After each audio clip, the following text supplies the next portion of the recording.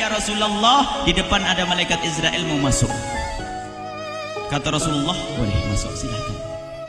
Kemudian malaikat Israel mengucapkan salam, dan setelah mengucapkan salam, malaikat Israel menawarkan, ya Rasulullah, aku disuruh oleh Allah untuk mencabut nyawamu atau membiarkan engkau. Dalam riwayat, aku disuruh oleh Allah untuk memberikan pilihan kepadamu, al-baqa' fid dunya, tetap di dunia, atau ar-rafiqul a'la, atau dengan Allah. Nabi Muhammad menjawab, ar-rafiqul a'la, dengan Allah. Kemudian setelah itu Nabi Muhammad berdoa agar umatnya selamat.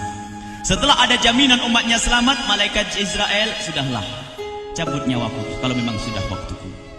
Mulailah Nabi Muhammad dicabut nyawa beliau oleh malaikat Israel.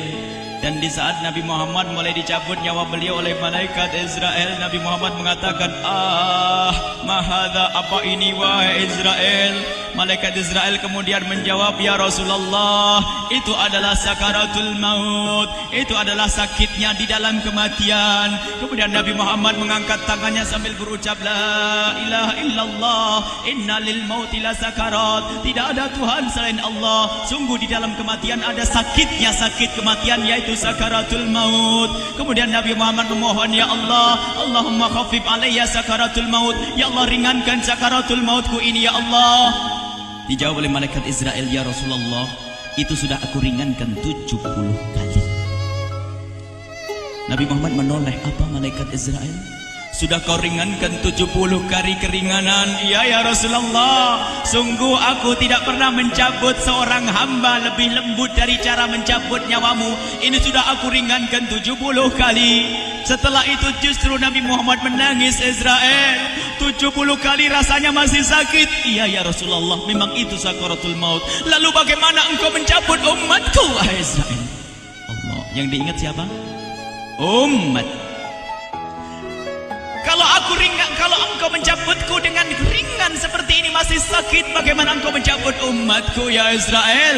Dijawab oleh malaikat Israel, umatmu manusia biasa, ya aku cabut. Ya Rasulullah, begitu saja. Ya sudah, begitu. Nabi Muhammad menangis. Tiba-tiba Nabi Muhammad mengangkat tangan dan memohon kepada Allah, Allah, Allah, inna lil mauti la sakarat, la ilaha illallah, inna lil mauti la sakarat, sungguh di dalam kematian ada sakaratul maut. Allahumma khaffif ala ummati sakarat maut, ya Allah, ringankan dari umatku sakaratul maut, wa thaqqil alayya, dan bebankan kepadaku. Sampai tidak sadar doanya Nabi Muhammad seperti itu, thaqqil alayya, itu doa cinta. Seorang ibu yang pernah punya anak, tuh lihat kalau doa Rasulullah ini masih dilakukan. Bagaimana Rasulullah bisa doa begitu? Itu bahasa cinta yang tidak bisa diterjemahkan dengan oleh akal. Seorang ibu kadang-kadang, ibu yang di belakang, ibu mau dikasih sakit oleh Allah? Mau, Bu? Ibu jauh sekali. Ibu mau dikasih sakit? Jawabnya tidak mau. Tapi suatu ketika seorang ibu melihat anaknya sakit, ngomong, sudahlah nak, jangan kamu yang sakit, biar ibu yang sakit. Ada atau tidak? Kenapa ngomong begitu? Itu bahasa cinta itu. Tidak rela kalau anak ini sakit, biar aku saja yang sakit. Itu yang dirasakan Rasulullah. Sakaratul maut begitu sakitnya, membayangkan betapa sakitnya umat Nabi Muhammad di saat dicabut nyawa beliau. Maka Rasulullah mengatakan, ya Allah, ringankan sakaratul maut dari umatku, bebankan kepadaku saja, ya Allah. Wala sawfa yu'tika fatarda. Permintaan Nabi Muhammad tidak ditolak oleh Allah, dikabul dan dikabul, wahai Muhammad. Sallu ala Nabi Muhammad. Dan benar, sakaratul maut kita ditahan oleh Rasulullah, ditanggung oleh Rasulullah, sehingga digambarkan oleh Imam Bukhari di saat Nabi Muhammad dicabut nyawa beliau, Siti Aisyah yang ada di situ. Rasulullah berada di pangkuan Siti Aisyah, yang saat itu Siti Aisyah melihat keringat dingin keluar dari kening Rasulullah. Siti Aisyah tidak pernah melihat keringat keluar seperti itu. Bahkan di saat dipegang kepala Rasulullah, panasnya melebihi dari panasnya orang biasa. Setiap kali ada kain dicelupkan di air, ditempelkan di kening Rasulullah langsung mengering. Saat itu Nabi Muhammad mengucapkan kalimat la ilaha illallah innal lil mauti lasakarat. Kemudian Nabi Muhammad berpesan dengan banyak pesan, dan di antara pesan Rasulullah adalah akri minni ala ummati salam, akri minni salam ala ummati wa ala man ittaba'ani wa ala man tabi'ani min ila yaumil qiyamati. Aku titip salam kepada umatku dan orang yang mengikutiku sampai hari kiamat. Sadari salam Rasulullah. Sebelum meninggal masih ingat titip salam. Salam kepada siapa? Bukan salam kepada siapa-siapa, tapi salam kepada kita. Maka mari kita mengucapkan salam kepada Rasulullah, karena Rasulullah sudah salam duluan kepada kita. Mari kita sejenak bersalam kepada Rasulullah dan hadirkan Rasulullah ada di mata kita dan di hati kita. Mari kita bersama-sama mengucapkan salam. Assalamualaikum ya Rasulullah. Assalamualaikum ya Rasulullah. Assalamualaikum ya Habiballah. Assalamualaikum ya Nabi Allah. Rasulullah mengucapkan salam untuk kita. Dan di saat itu Rasulullah keringat dingin keluar, maka oleh Siti Aisyah diusap.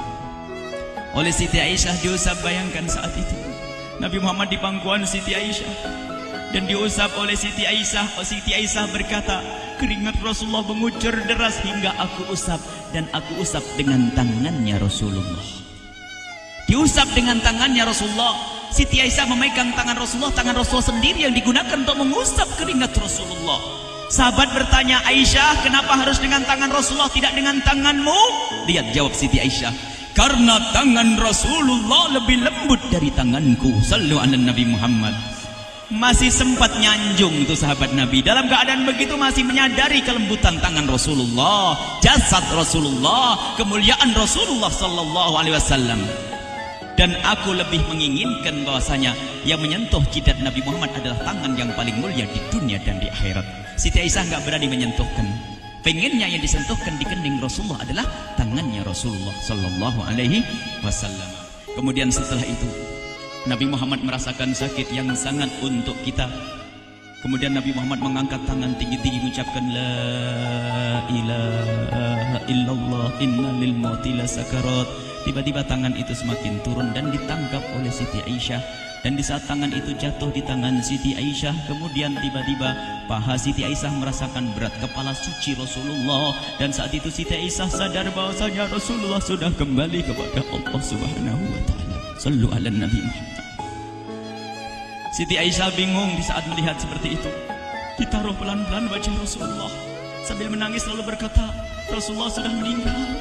Para sahabat Nabi pada bingung. Sayyidina Ali tiba-tiba terduduk, nggak bisa berdiri. Sayyidina Utsman nggak bisa ngomong. Ada orang Sayyidina Zaid berkata, aku baru melihat Rasulullah. Setelah ini aku tidak mau melihat lagi selain Rasulullah. Ya Allah, butakan mataku. Aku tidak ingin aku kotori mataku dengan selain Rasulullah. Dan dibutakan oleh Allah. Bermacam-macam kejadian saat itu. Madinah heboh luar biasa dengan meninggalnya Rasulullah sallallahu alaihi wasallam. Dan sungguh meninggalnya Nabi Muhammad adalah menghidupkan hati yang mati kalau orang faham. Tiba-tiba Sayyidina Abu Bakar datang. Setelah Sayyidina Umar mengatakan, siapa yang mengatakan Muhammad meninggal akan aku penggal lehernya. Jangan seperti orang-orang Nabi Muhammad sekarang lagi pergi seperti waktu Musa pergi kepada Tuhannya, kepada Allah, nanti akan kembali kepada kita. Muhammad belum meninggal. Ini adalah karena kecintaan Sayyidina Umar bin Khattab, tidak ingin Nabi Muhammad pergi. Tiba-tiba datang Sayyidina Abu Bakar As-Siddiq lalu masuk ke kamarnya Rasulullah, lalu masuk kepada Rasulullah, kemudian mengecup kening Rasulullah. Dan Sayyidina Abu Bakar berkata, ya Rasulullah, tibta hayyan wa mayyita. Ya Rasulullah, engkau tetap harum dalam keadaan hidup dan harum setelah meninggal dunia. Sallu ala Nabi Muhammad. Hingga sampai setelah hari besoknya meninggal Rasulullah Senin sore, Selasa malam, Rabu dikubur Rasulullah sallallahu alaihi wasallam. Setelah dikubur, Sayyidat Fatimah bertanya kepada Sayyidina Abdullah ibn Abbas, Sayyidina Anas, wahai Anas, hai Anas, sambil menangis Sayyidat Fatimah Zahra, hai Anas, bagaimana engkau tega? Atabat anfusukum an tahtu ra'sa Rasulillah. Apakah engkau rela menaburkan debu di atas kepala Rasulullah? Sayyidina Anas menangis kaget, ya wahai binta Rasulullah, kalau kami tidak dilupakan oleh Allah, niscaya tidak ada yang bisa mengubur Rasulullah. Jadi saat itu dilupakan oleh Allah, sehingga mereka tidak menyadari melakukan itu semua. Kalau mereka sadar, tidak akan bisa mengubur Rasulullah sallallahu alaihi wasallam. Ini yang diungkapkan oleh Sayyidina Anas. Kalau seandainya kami tidak dilupakan oleh Allah, niscaya kami tidak akan mampu mengubur Rasulullah sallallahu alaihi wasallam. Kami yang hadir di sini, ya Allah, ingin senantiasa hadir di hati kami kekasih-Mu Nabi Muhammad. Maka kami mohon, ya Allah, jadikan kekasih-Mu Nabi Muhammad yang akan, ya Allah, yang akan mendampingi kami kelak saat Kau cabut nyawa kami, seperti yang Kau wahyukan kepada kekasih-Mu Nabi Muhammad. Wa absyiru bil jannati, semua hamba yang beriman akan menyaksikan surga, ya di saat dicabut nyawa mereka. Dan surga, di tempat surga itu yang paling mulia adalah Nabi Muhammad. Maka kami mohon, ya Allah, saat Kau cabut nyawa kami, ya Allah, hadirkan Nabi Muhammad di hati kami, ya Allah. Dan kami mohon, ya Allah, saat di alam barzah nanti, ya Allah, saat yang sangat mengerikan itu, ya Allah, kami mohon hadirkan kekasih-Mu Nabi Muhammad, sehingga kami tidak takut dan gentar lagi dengan malaikat mungkar nakir. Dan ya Allah, kami mohon di saat di padang mahsyar nanti, ya Allah, hadirkan kekasih-Mu Nabi Muhammad. Jadikanlah kekasih-Mu Nabi Muhammad yang akan menemani kami dan akan membonceng kami, membawa kami ke telaga Kausar. Lalu kami diberi air minum dari air telaga Kausar hingga kami tidak akan haus selama-lamanya. Ya Allah, jadikan kekasih-Mu Nabi Muhammad yang akan menemani kami di saat kami menyeberang Siratal Mustaqim hingga kami tidak akan terjerumus ke neraka Jahanam. Dan jadikan kekasih-Mu Nabi Muhammad yang akan kami saksikan setiap saat di surga-Mu, ya Allah. Ya Allah, jadikan kekasih-Mu Nabi Muhammad yang senantiasa, ya Allah, kami lihat kelak di surga. Dan jadikan ucapan kami di akhir hayat kami kelak adalah, ya Allah, adalah kalimat agung dan mulia, La ilaha illallah Muhammadur Rasulullah. La ilaha illallah Muhammadur Rasulullah. La ilaha